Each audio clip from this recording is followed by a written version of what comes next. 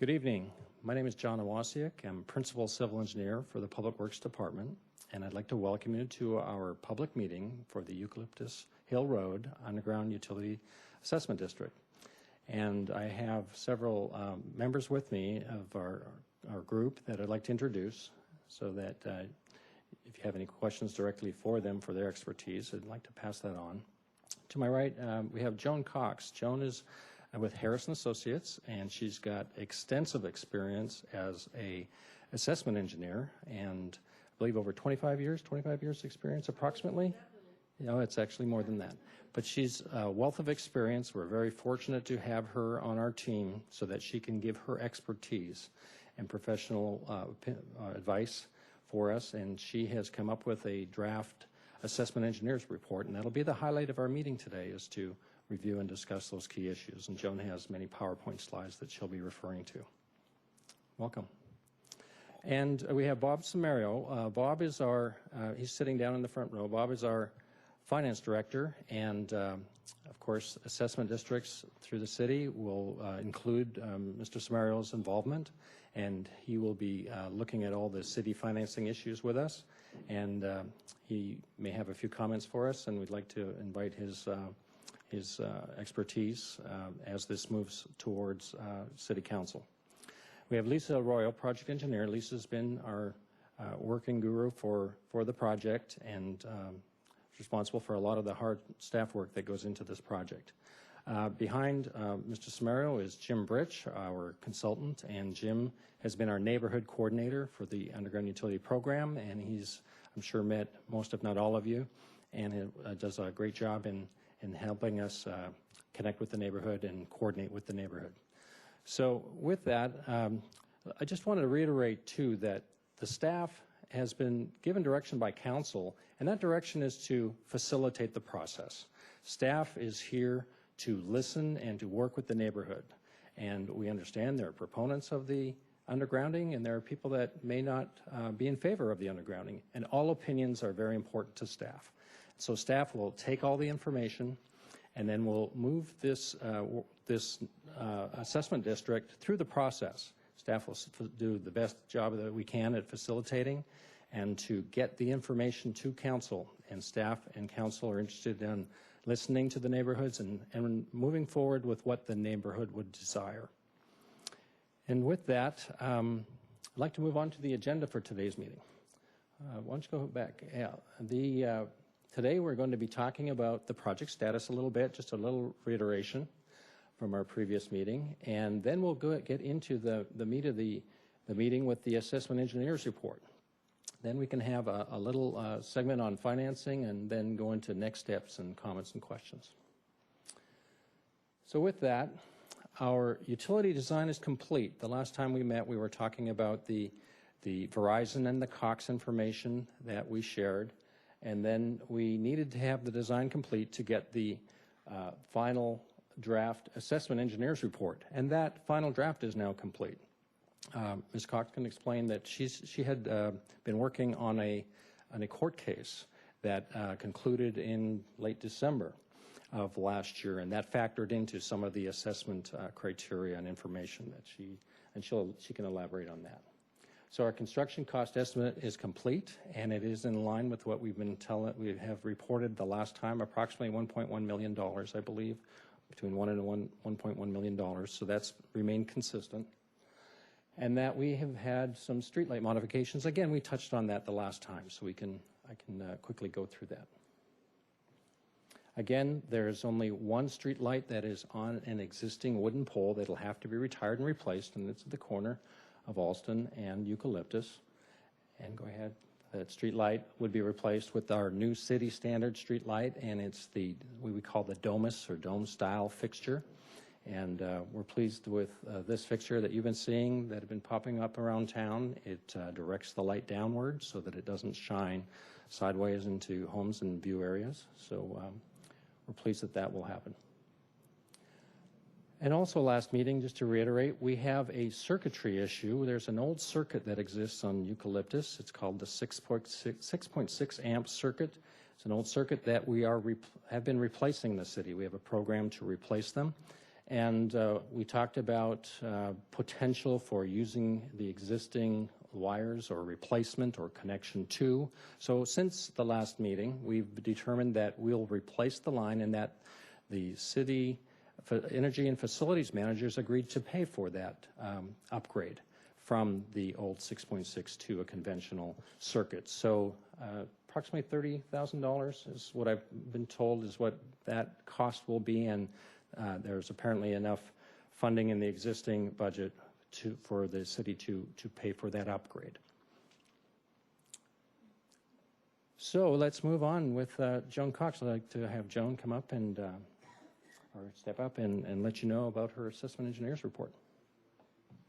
All right. Thank you again for coming. I'm just going to go over briefly some of the information and how we spread some of the costs and what the concepts are behind the assessment methodology.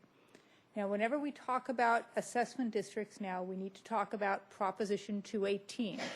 This was approved by the California voters in November of 1996, and it created new rules for assessment districts, how to establish the assessment districts. Now, we're forming this assessment district under the 1913 Act, and as it's by the name, it's been around since 1913. And that 13 Act has always said that we need to spread the costs and assess the costs based on benefits. So that really didn't change.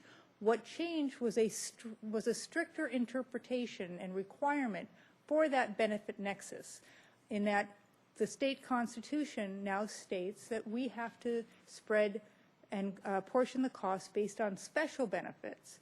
And if there are any general benefits, that we can't use and assess those general benefits. They have to come from somewhere else. And that apportionment must be legally defendable, because it actually allows for an easier challenge process in the courts. 218 also put in a property owner balloting process. It's not an election by the normal terms. It actually doesn't cover and fall under the elections code. It is a balloting process where the property owners get to send in ballots and vote whether or not they're for or against. And we'll get into that in a little more detail. Now, this was in November of 1996. In the last 2 years, we have had a lot of court cases and decisions being made that affects assessment district on the methodology side. A lot of rulings have happened over the last 12, 13 years, but these two really that I have up there, since July 2008, the California Supreme Court weighed in on the Santa Clara County open space assessment. Now, this was a county-wide assessment on open space concepts, so very different from our local special benefit that we have for utility undergrounding. But there are things in that decision that affects how we're doing things and it affects how we're looking at things, or it gives us a perspective from the court that we now are applying. And really it emphasized general benefit separation. So we're putting in information in the reports that before, a couple years ago, we never put these statements in, and we're doing it, it's completely valid, but we're just explaining more why we're doing that. And in just recently, December of 2009, we had the appellate court decision in Tiburon, and that was a utility undergrounding assessment district. So directly relates to what we're doing here. And it ruled on methodology aspects, and I'll go into a little bit some of the things that happen as we talk about it, okay? So the basis of assessment, again, it has to be based on benefit, the apportionment. So I have identified 4 types of benefit to the properties. We have improved property access benefit, improved scenic view enhancement, an additional overhead wire benefit, and improved connection benefit. And we're assigning points based on all these benefits and then adding up the points, and the assessments are spread proportionately based on those points. So the improved property access benefit, this is looking and relating to the roadway that your property takes direct access to, that public street where those mainline distribution lines are, where they're taking access. And it's improving the streetscape aesthetics, and it's improving emergency ingress egress. And that is, due to the threat of down lines and poles. I'm not saying that your utilities are unsafe. I'm not saying that utility companies hate it when I say these things. But no, actually, it is not unsafe, but because the wires are up there, in winds, cars can hit the poles, things happen, the wires can come down. If a wire is down, it is an absolute proven fact and statement. An emergency vehicle will not cross a down power line.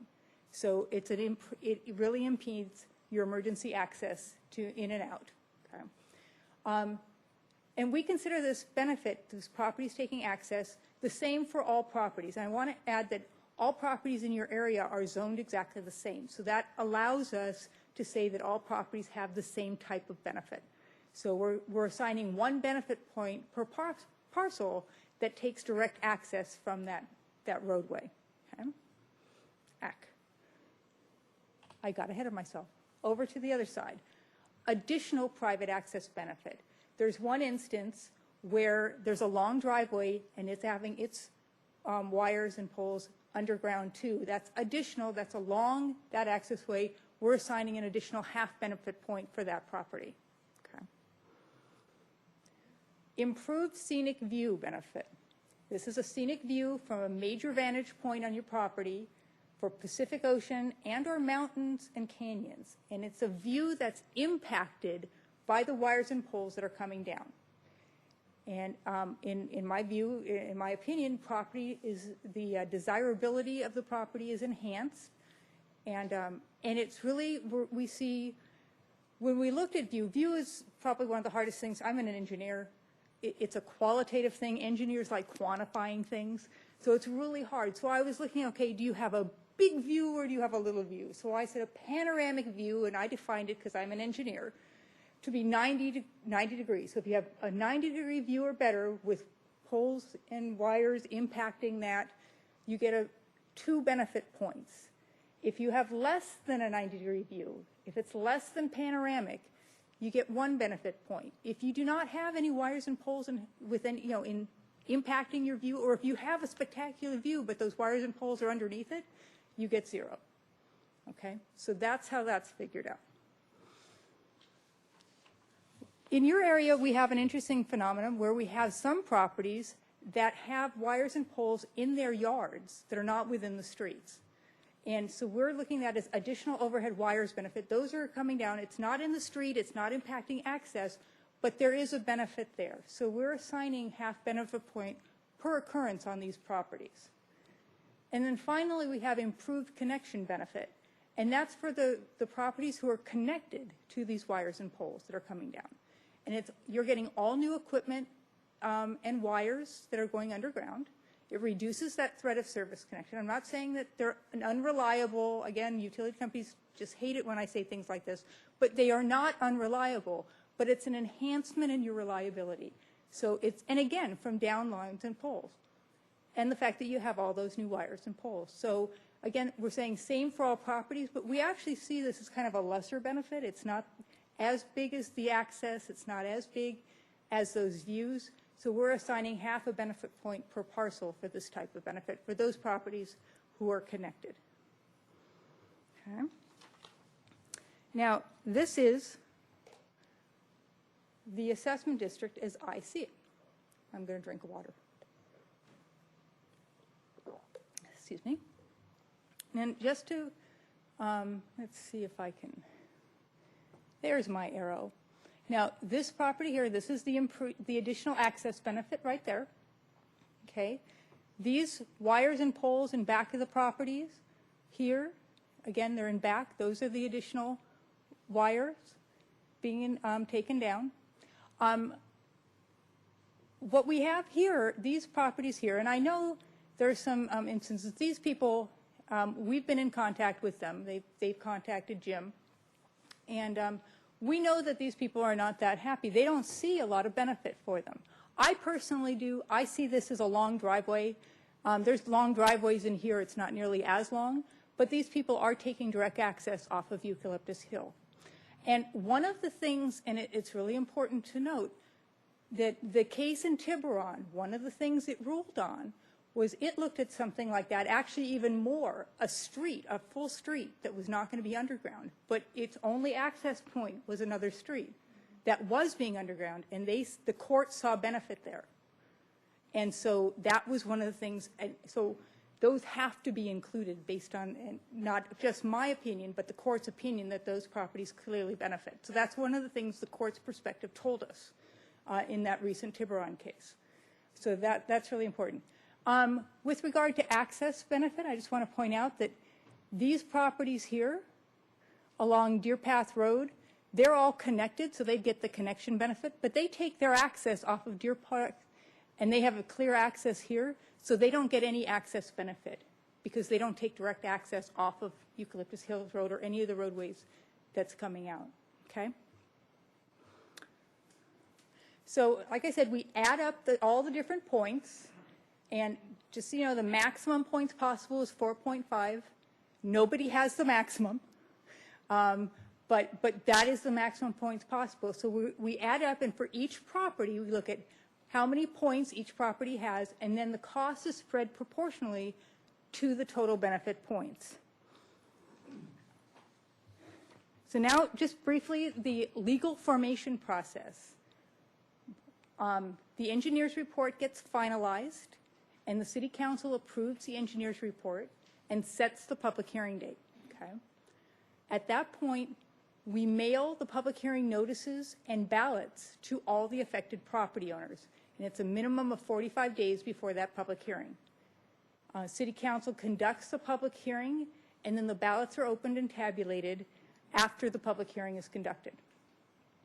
The balloting procedure is that the ballots are mailed out to all property owners. Property owners get to vote yes or no. The vote is weighted by your proposed assessment amount. So if you have more benefit points, you have more votes, and that was set forth in the state constitution. So if you have more votes, if you have more assessment, you get a higher vote. The people who pay more, the authors of 218 thought that they should have to vote more. The ballots are due before the end of the public hearing, and only ballots submitted will be counted, and they stay sealed until after the close of the public hearing. Okay? Now, the city clerk's office officiates the ballot tabulation, and by state law, you only need a 50% approval required by the weighted assessment amount for the decision to go to the City Council. So after the public hearing, we open the ballots and we count how much assessments are voted yes and how much assessments are voted no. If more than 50%, if there's more no dollars than yes, the district cannot go forward. It stops. If you do, and that's called a majority protest. If you do not have a majority protest, the decision goes to the City Council on whether or not to move forward with the assessment district. Okay? So if it's approved, there's something called a notice of assessment that's mailed. We send out a notice to all the property owners. We say, congratulations, the assessment district was established. You owe us this much money. And there's a couple options on how you pay that. You have a decision, it's about 30 days, and we'll state exactly how long that is in your notice, how long you have to pay it off in full, if you want to pay it off without any additional prepaid financing costs, stuff that we've already calculated in there. Because if you don't have this go to bond, you don't need to have to pay those financing. But it's your choice. If you just leave it alone and don't pay it, then it's like a principal of a loan, and the city will invest that in tax-free municipal bonds called 1915 Act bonds. Generally, that's the usual method. And you would be paying off principal and interest and a small administration charge on your property tax bill every year. So the financing method, the next statement is the financing method. Typically, these districts are set up to sell bonds. It depends on this, and that's why we have Mr. Samario here in the audience. There are different ways of financing, but generally speaking, you sell the bonds, and then it's paid off over time on your property tax bills. Once we have the dollars, construction can start, and then again, you'll be making those payments. If you choose not to pay off your assessment, you make the payments on your property tax bill. Now, interesting, at any point in time, you can pay off your assessment. You don't have to, it goes with the property. So it's just, but those are the options you have. If you pay off your assessment after the bonds have been sold or after the financing, there could be some financial charges that are built in. that you might some penalties because you're paying off early. But again, it just depends. So those are all some penalty costs. But if you pay up front, you don't have any of those costs. Okay, so the estimated cost for the design and construction is a little over $1 million for these improvements. Incidental expenses, that's my cost, city cost, formation process. There's legal counsel. There's a bunch of consultants that need to have this because this is a legal process. That comes out to be $124,000. We're estimating the prepaid financing cost to be about $209,000. That's about 15.5% of the total design construction incidental costs, for a total of about $1.345 million. Now this one's going to drive you nuts because I'm going to go through it really fast. There it is. That's how the costs are apportioned. Now we actually have handouts for you. We have things that so it's easier to read than there, but we're not giving them to you yet because if I give it to you, I'll lose you. You will all be looking at your assessments. So I want you to continue listening to me for a little bit. Like I said, there's a couple options. The financing, it hasn't been completely decided yet. It really depends on a number of things. The city is trying to get the best deal possible. They're looking at maybe between 20 and 30 years of financing available. But again, nothing right now is set, and we're making estimates at this point in time. These are, like I said, they're estimates, and they're fairly conservative estimates. So we want to make sure that we have given you enough warning about what those costs could be. Bob, did you have anything to add to that, or is that? Okay. All right. And now we have John. Thank you, John. Thank you, Joan. I just want to elaborate just a little bit more on what Joan said about options to pay for the assessment, because she mentioned that you can be within 30 days of it being approved, you can actually pay it in full. And that can be from cash that you may have or through financing that you may arrange. So the second option of paying it in full is to arrange for your own financing. That was another option that that a property owner can consider, because there will be the city financing option. That was the $1.3 million figure. And I mentioned to you earlier that there's a $1.1 million figure. That $1.1 million figure is also going to be on your the quick slide that she briefly showed you. That slide will also have, if everybody arranged for their own financing or paid out their cash portion, then the total of the project would be $1.1 million. But because there's financing involved, it reflects the $1.3 million. So I just want to add that clarification to you. And then, so there's the cash, there's arrange for your own financing, there's the city financing, and then the fourth one is that there is a state provision for state property tax postponement program. And information on that program can be found at www.sco.ca.gov/COL. And so people can find that that information, and it's for seniors over 62 on limited income, or persons who are blind or disabled may qualify for a property tax postponement program. Can I just add? Sure. Unfortunately, with the state financial crisis, I don't think that program's in place right now. It's one of the casualties of that. It still might be available at some point in the future, but I don't think it is on right now. Okay, thank you. That's new information for me today. So I guess if anyone interested, we could check that out, or you can call myself or Jim Bridge, and we can investigate for anyone that's interested. Okay, with that, I was wondering if Mr. Smary had any more comments on the city's perspective on financing. Thank you, John. I just wanted to make a few comments on the whole financing, because we've made some assumptions about how we would pay for these improvements. In a sense, as John and Joan indicated, we would be at some point anticipating issuing bonds. And issuing bonds is not an inexpensive proposition, particularly when you're dealing with small amounts of dollars. You know, in the city, when we issue bonds, we may issue $20, $30 million in debt. And some of the costs that are associated with financing or issuing bonds, like bond counsel, disclosure counsels, and some of those things that are included in those incidental and financing costs, from a proportional perspective, they become very small. If you're issuing $30 million of bonds, some of these costs are fixed, and so they don't really change based on the size of the bond. So they're not that significant. But when you issue bonds of $1 million, those you're going to have to sort of pay those same fixed costs for your legal attorneys and all those folks. And they don't really discount it because of the size of it. Their time is almost the same as if you were selling $30 million bonds. So it becomes kind of an expensive approach to financing these improvements. The city really doesn't have any resources to sort of float this project for a 20, 30-year term. So issuing bonds is definitely an option for you. But from my perspective, just to, on a sort of a more, but if I were to give you advice, if there was a way for you to finance this on your own through taking out a line of credit, or if you had, gosh, if you had cash, that'd be great.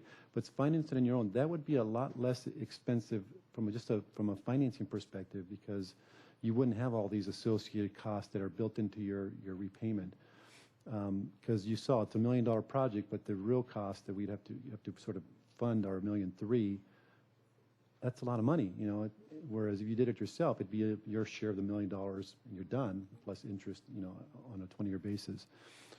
One of the things we're looking at is combining this as an option with another project. I know there's like the Chapala Street project is another one we're looking at. So if we combine the two, then we're looking at a $6 million bond project or bond sale.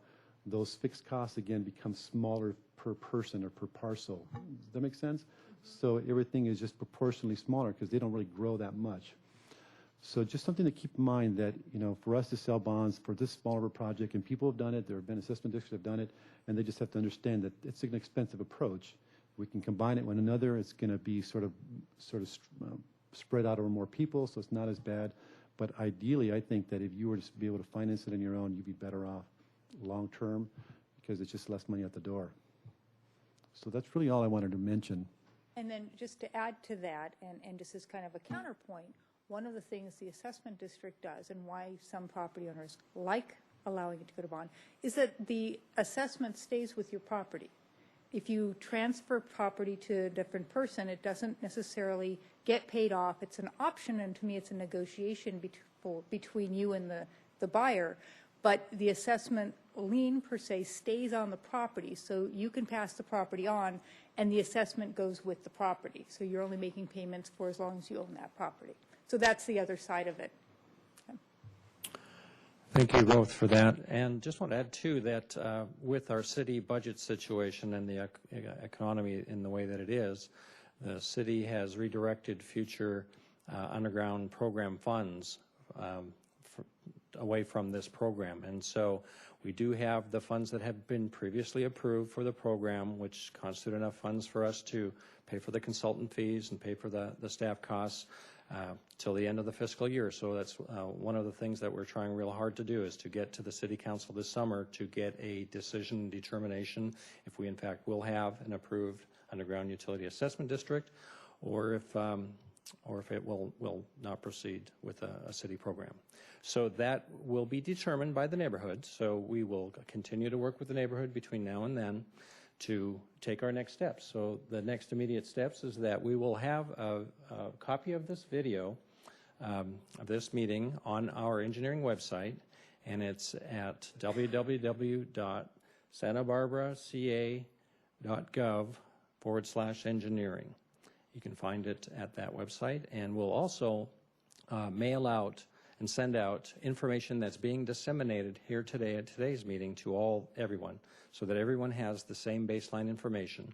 And then what we'll do is that we will, after disseminating all the information of the property owners, then we'll be conducting a straw vote to find out where the neighborhood is at, to find out how many people are in favor, and we'll have to carefully word the questions appropriately so that we get people the information that they need, but they base their answers on good information so that we can determine one of the next steps, which would be to bid the project. We can, if we get a favorable response from the neighborhood, then we plan to bid the project.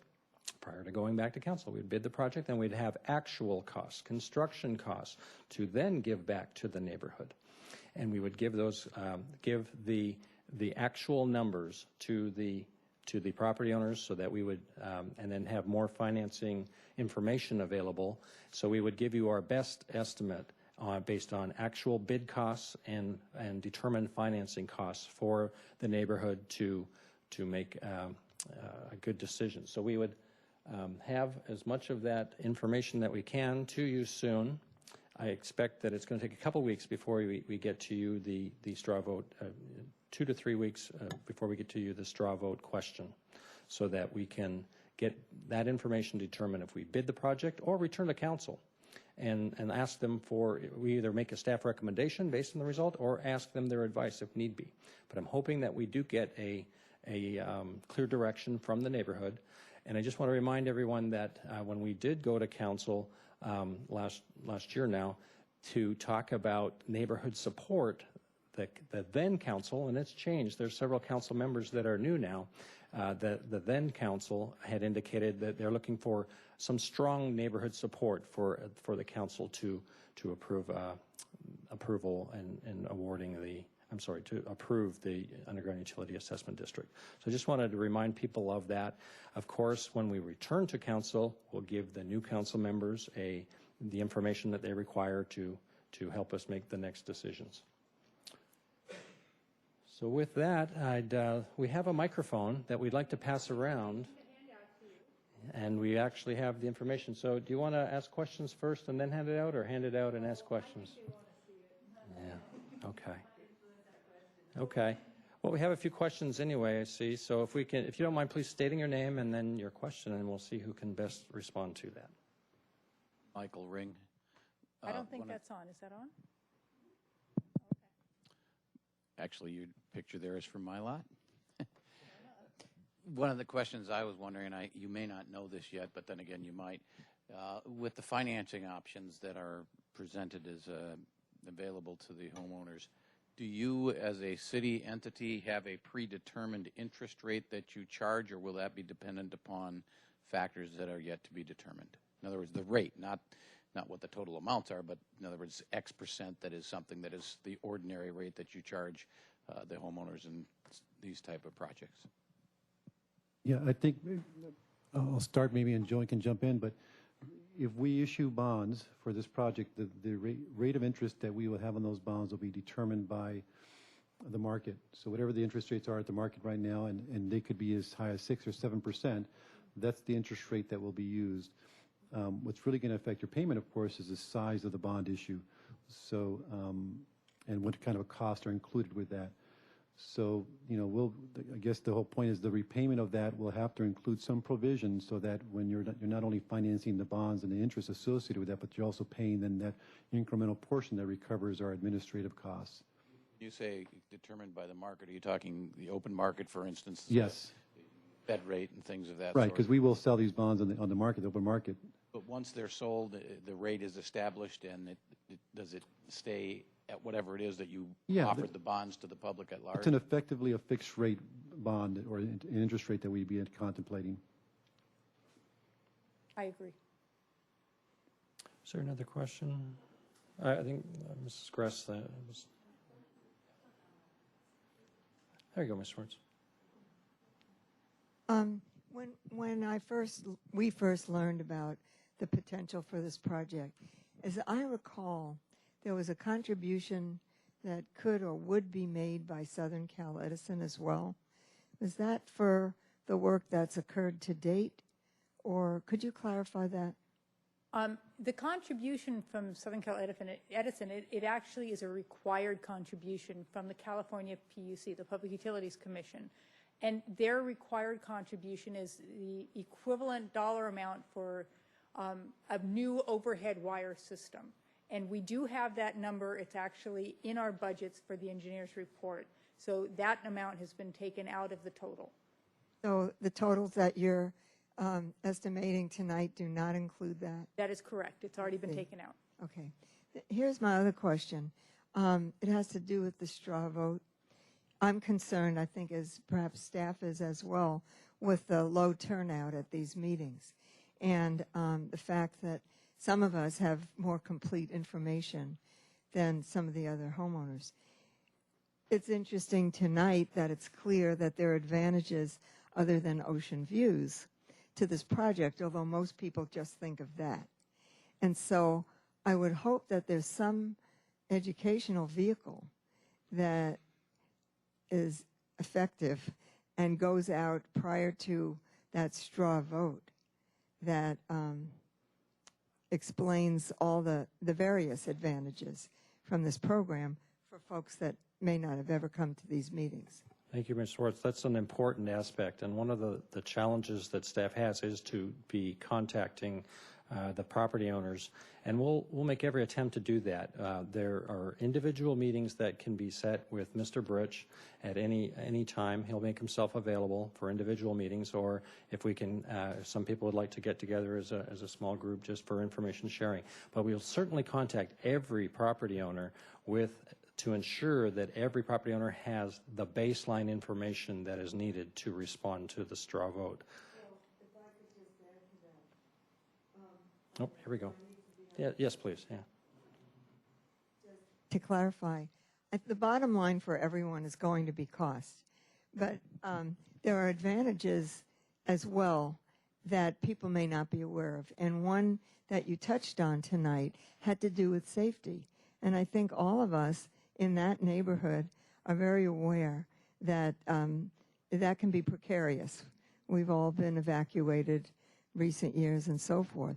So I don't know how you do that other than on a case-by-case basis.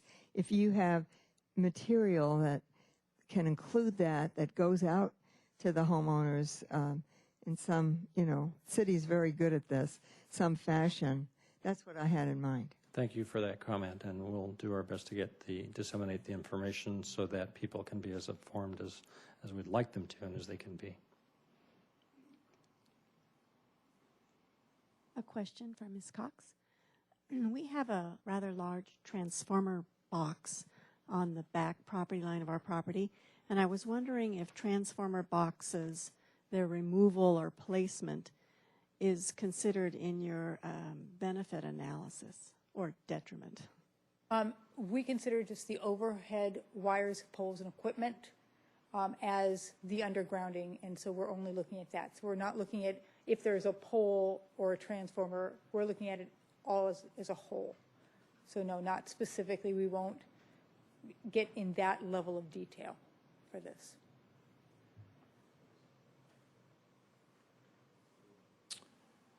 Any other questions? Go ahead. When you're talking about financing and the possibilities of people arranging their own financing being probably a cheaper way to go than a bond issue, has it ever happened that neighborhoods would organize some sort of a group where they would all go to the same funder and maybe get a better rate because the whole neighborhood is doing it? Is there anything like that? Is there precedent for that? Or would that be a possibility if somebody in the neighborhood wanted to have that initiative? Because I assume if it's going to not be a bond, if it's going to be your own funding, all the parcels would have to do it, right? It can't be some people doing it one way and some people doing it another, except for those who just pay off from the beginning.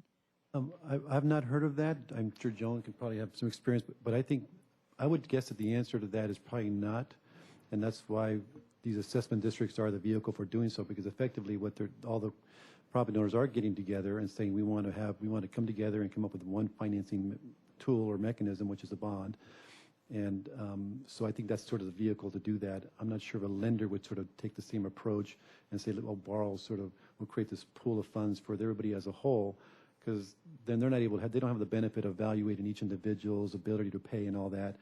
So I don't think so, but I have not heard of that approach being used before. And the only time I've heard of neighborhoods coming together and kind of going en masse and trying to get the best deal, and it's one thing that we really didn't touch on here, was that this is just for the mainline undergrounding. Once those wires and poles are ready to come down and everything's been put underground, you have to convert your own private service connection to your property. If your overhead connection is overhead, then because it's private property, it's your responsibility to get that underground and do it so that we connect in. And it's not until everybody's connected in that they can actually physically take down the wires and poles. So I've heard neighborhoods getting together with contractors and getting a good group deal with the contractors doing this undergrounding, this work on the private property. We do, of course, always encourage you to get multiple bids to make sure that you're getting a good deal, because this is a contract between you and the contractor. But that is another element of this that the assessment doesn't cover. That's an additional cost to you. Okay. Thank you for mentioning Jim? that. Mike, Jim, wait for the mic. No, and I'm going to look to you or Mr. Samaro to clarify this, but the statement was made that if one person finances and steps out of the bonding issue, that everybody would have to do that, and I'm not sure that's the case. I wanted to No, be that is sure not true. Thank you. Yeah, that's not true. We've had districts where 25% of the people have chosen to pay off before, and it just means that the amount we're bonding for is smaller.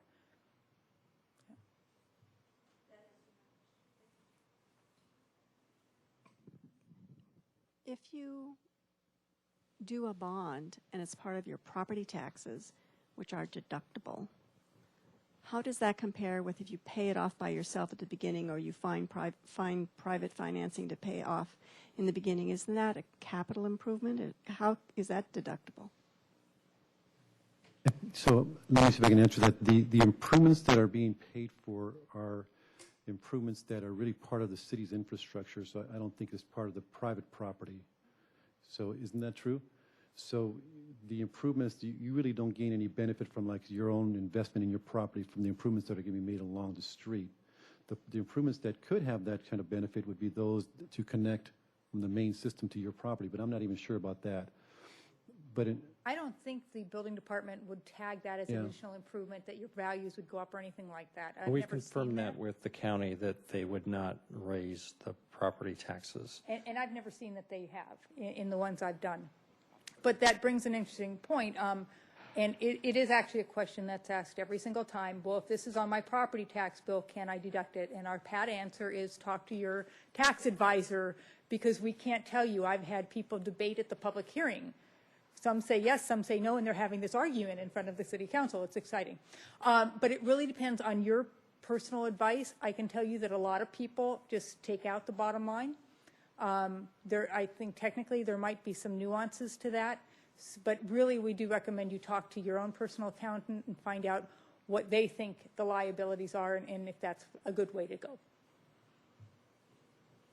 And I would add, it's not as easy of a determination or calculation as to which is the cheaper way to go. I would argue that it's cheaper to finance it on your own, but there is so the financing part is one thing. Of course, you're going to may or may not have the benefit of writing out the taxes, which you'll have no matter how it's financed. But I think Joan, to reiterate, she does make a good point about the fact that if you are planning on staying in your property for a number of years, 20, 30 years, I think it's probably cheaper to finance it on your own. If you're not planning on being in the property for that long, maybe 5 years, it's going to stay with the property, and it'll be a negotiated item between you and the buyer as to how much of that they want to sort of factor into the purchase price or not factor into the purchase price. But it's not as black and white. But if you're planning on staying there, you're going to pay more if you finance it through a bond than if you would just did it on your own. I just want to go back to something John said as a clarification. He was absolutely correct, but I could elaborate on it just a little bit. What causes your property to be reappraised and go up in appraisal value is a building permit. When the building permit is finalized, the county comes out and says, what did they build and how does that affect the value of their home? The work that we're doing here requires a public works permit, but not a building department permit. So the county appraiser is never notified, you found me, through the permit process that a home improvement has been done. And when I actually spoke to the county appraiser's office, they indicated that this would be more of a public works improvement, and they didn't see it as necessarily an improvement to the personal, property. So that's why you're excluded from it. You don't have to fear that, we're going to pay all these assessment fees and then the appraiser's going to come out and our taxes are going to go up, because we won't get a building permit unless you at your individual home want to change the meter out to a 200 amp meter because you have problems with circuit breakers breaking. So just as a clarification to what Mr. Wozniak said. We could certainly include that, yes. That is factual. We have an email substantiating that, so we could certainly include it, yeah. Ms. Gregg, did you have a question? I just had a question about you indicated that this UUAD is supported through the end of the fiscal year. When is the end of the fiscal year? June 30th, July 1st. So, but we're continuing with this. This is funded. This program or this project is funded, And so we intend to carry it through to fruition. If it's approved, then there's money coming back into the program by the property owners paying into the assessment. No, it does not need to be approved before June 30th. We're going to take the time that's necessary to go through all the steps to ensure that the information is disseminated, all the facts are known, and that we're following the process. So no, this is not under the gun for any timeline associated with the fiscal year. All I was pointing out is that our funding starting July 1 for the program is not going to be continued in the manner that it was before. But this project and the Chapala project, underground assessment district project, and the Cliff Drive undergrounding project, those are funded projects. And so we're moving forward to conclusion of those projects, be it they move ahead or get terminated at the City Council. So I want to thank you for bringing that up and so we can clarify that. I did want to go back to Ms. Swartz's comment about making sure that everyone in the district gets good information. And what I would like to do is to have everyone personally. We'll attempt to contact every property owner personally to ensure that they got the information, that they understand, that they believe they understand the information, so we can at least attempt to get every property owner to acknowledge that they've got it and to try and answer any of their remaining questions. So we'll try and do that. I'll make that commitment that we will. You've been here tonight, so I'm hoping we don't have to contact you to confirm that.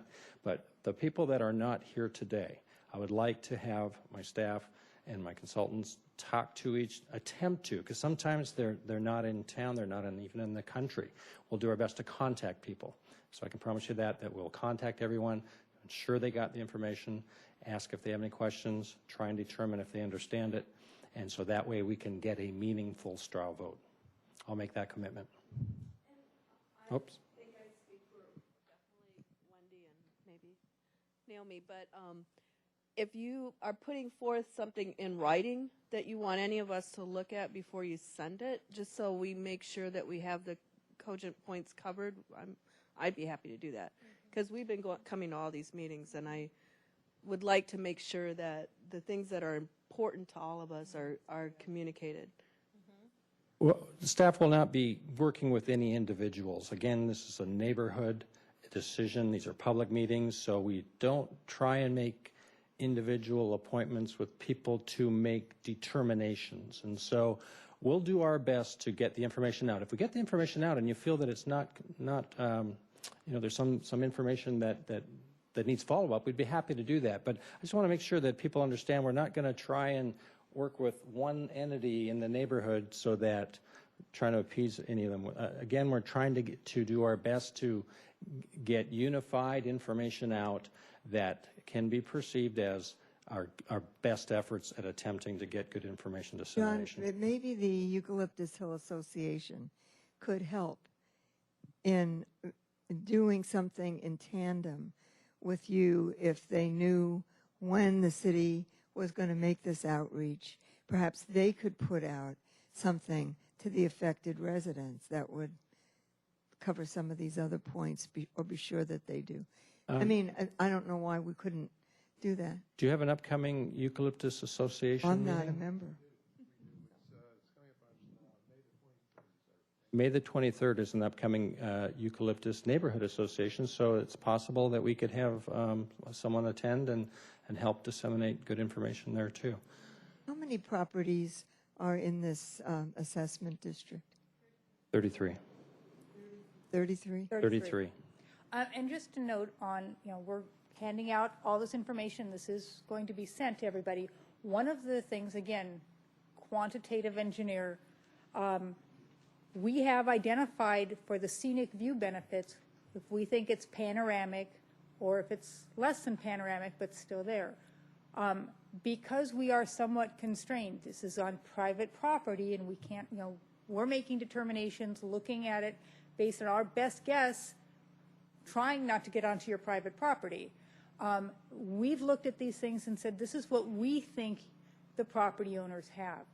If someone thinks that they don't have a 2 and they should have a 1, or if they think they honestly don't have any view impacted, then definitely we want you to call Jim Bridge and we'll come out and make a determination on that because that's very important. We want to make sure we're assessing correctly. We don't want to assess anyone for a panoramic view if they don't have one for that enhancement. So we do want people to pay attention to this.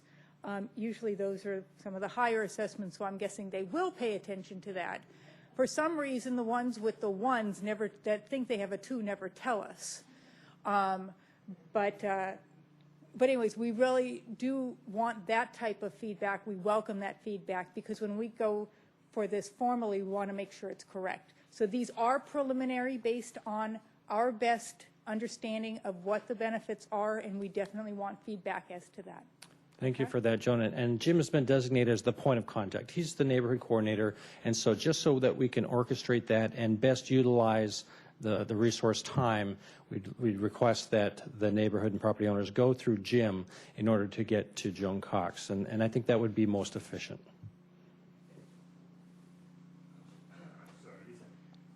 And that has, where that process that Joan just described has worked successfully with one of the residents in the neighborhood that wanted us to come out and take a look. We did, and we agreed with that property owner that there was not a panoramic view and subsequently adjusted the assessment. So there is precedent for it. Okay. Another question? On that topic, just so that we understand terms as far as definition is concerned, when you refer to panoramic view, are you referring to the generic view from any given property, or are you referring to the portion of your view that is affected by the lines or poles in question?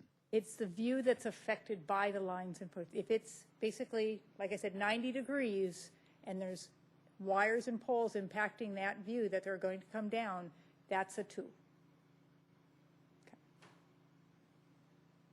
Not sure that really answered my question. Oh, I'm Maybe sorry. I'm just confused. In other words, if in the area that the wires and poles are present, that they take up a 90-degree of arc of the view, because obviously everyone has a 360-degree view.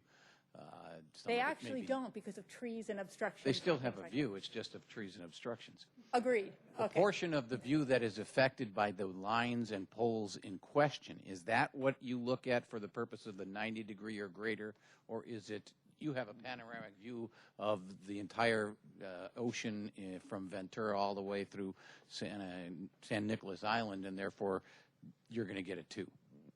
If you have a view that is a 90-degree or better view of the ocean or of the canyons and mountains, and it has wires and poles in it, in any part of it, it will come that it will enhance that view. That to me is an enhanced view. So even if the view is only obstructed by maybe 2% with wires and poles, you still got that 90. Welcome to my world. Okay, I just want to know what the terms mean so that We try and be reasonable. We do try and be reasonable in making the termination. Okay. Another question up front? This is just a little bit off topic, but we have wires going, additional and new wires going up on those poles as we speak. I don't know what they are, and I don't know how much longer, why are we permitting that at this point? It seems like if those poles might come down that they shouldn't even be going up in the first place. Staff is aware of a project called the Next G project that has gone through the city's permitting process, and they've been that project has been vetted through the system, and although some of it is underground, portions of it are above ground, and that's all been worked through the city's system. And so hopefully if there is an undergrounding approval, then all those would be included. And so I'm wondering, Joan, if there's another utility, maybe that begs the question, which is if there's another utility as a player, they're responsible for undergrounding their utility. That's correct. I believe it's all part of a franchise agreement, and it's, once the utility underground district, the wires and poles have come down, they are not allowed to go back up. But at this point in time, there's no really stopping any of the utility companies from putting more wires up there. That is their livelihood. That is their means of getting service to people. So if they feel that they need to put more up there, they can. But there's a franchise agreement down in Orange County, a lot of times the cable operators, they were the last ones up. They actually can't get funded through our undergrounding districts that we set up down there, and they have to pay their own freight with taking their wires off. So it's not part of the cost of the district. It just really depends on the franchise agreements that are in place at the time and with each local jurisdiction. So staff will follow up with that and notify them as appropriate. On this next G, is this the same project that just got shot down in Montecito where they were putting RF antennas up on top of poles which were going to emit, you know, radiation into the schools? Is this the same project that you're referring to? I'm not familiar with what the Montecito is approved or not approved, but I know that the next D project is a regional project. It's not just in the city, so So they're putting up a very thick wire for which is bundled all throughout our neighborhood right now. And then the next secondary step should be some antenna that's going to go on the... We'll follow up with notifying the neighborhood as to... I've not been informed of this Okay. at all. And if I were informed of it, I would be 100% opposed and be at every meeting opposing that. I was not made aware of that. If antennas are going up on these power poles, I have not been made aware of that. Thank you for that. And Tim, did you have something to add to that?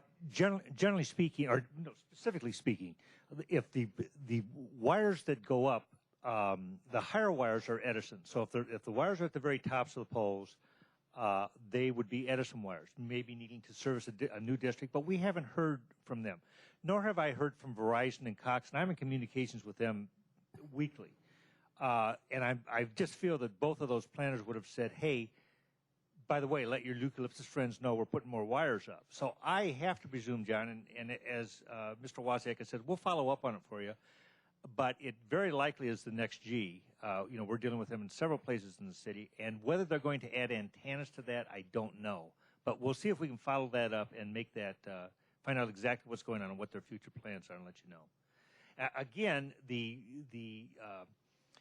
people that have the right-of-way, the public right-of-way, the companies have a franchise agreement. They have an agreement to use that right-of-way, and there's generally not a restriction on how much wire they can put up, how much obstruction they can put up. And that's unfortunate, but it is, you know, just a point of the way they do business. So, but we'll find out on that, and I appreciate you bringing that to our attention.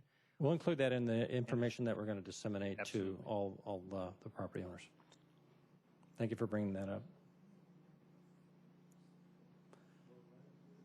Any other follow-up questions? Well, again, I'd like to thank you all for coming today, and we would certainly entertain any follow-up questions, any information that we can get to you, and we'll follow up, as we've mentioned, to disseminate more information and work towards the straw vote, where we would get an indication from the neighborhood what the neighborhood would like to do. If the neighborhood would like to move forward, we'd be glad to bid the project to obtain our construction bid numbers, and then return to you with more information so that we can would progress to council. Now, if the neighborhood decides that if there's a strong indication that the neighborhood would like to go back to council to get the council's guidance or determination to move forward, we would entertain that as well. Again, staff's here to facilitate the process, facilitate and answer any of your questions and give you the best information that we can provide to you. So with that, unless there's any final questions, we'll conclude the meeting, and thank you very much. Jim, can please give everyone a assessment report packet, and we'll send them out to all the property owners who aren't in attendance today. Thank you very much.